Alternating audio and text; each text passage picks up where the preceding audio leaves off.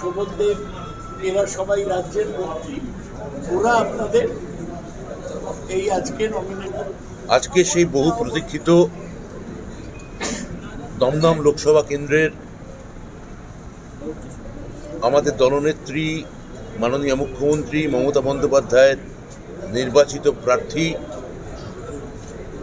দমদম লোকসভারই 3 বারের সাংসদ, প্রাক্তন কেন্দ্রীয় মন্ত্রী, গোটা ভারতবর্ষের যাকে এক নামে এক ডাকে সবাই চেনেন, সেই অধ্যাপক, বাংলার বিশিষ্ট বুধমণ্ডলীর অন্যতম সৌগত রায় আজকে তাঁর বহু প্রতীক্ষিত দমদম লোকসভার জন্যে মনোনয়নপত্র আজকে বারাসাতে জমা দিলেন। এই উপলক্ষে আমাদের হাজার হাজার পার্টি কর্মী এখানে উপস্থিত হয়েছে।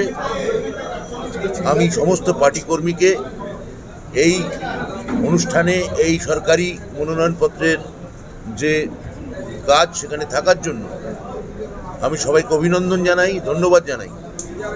আমি কৃতজ্ঞতা জানাই আমার সহ যারা বিধায়ক আছেন, বর্ষিয়ান শ্রী শোভনদেব চট্টোপাধ্যায়, শ্রীমতী চন্দ্রিমা ভট্টাচার্য, শ্রী নির্মল ঘোষ, শ্রীমতী অদিতি মুন্সি।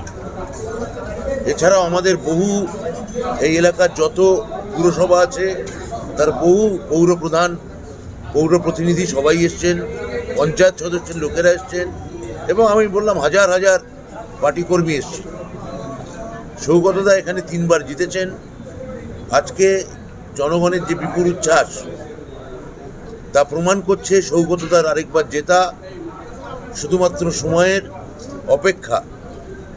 ইতিহাসের এক গুরুত্বপূর্ণ সন্ধিক্ষণে এবারের ভারতবর্ষে নির্বাচন হচ্ছে।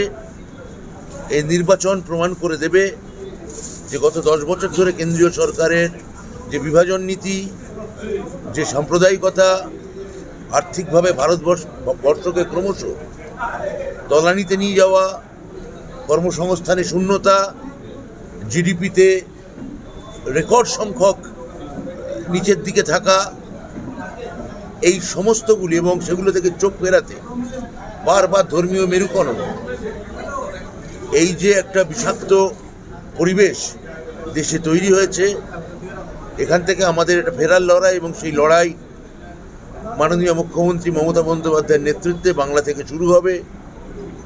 আমাদের দলের সর্বভারতীয় সাধারণ সম্পাদক অভিষেক বন্দ্যোপাধ্যায়ের নেতৃত্বে, তার পরামর্শে এবং মমতা বন্দ্যোপাধ্যায়ের দেখানো পথে গোটা রাজ্যে আমরা একটা যাকে বলে মরণপণ লড়াই করছি। দমদমও তার ব্যতিক্রম হবে না। এখানে একটা অসম লড়াই হতে যাচ্ছে, আমি নিশ্চিত।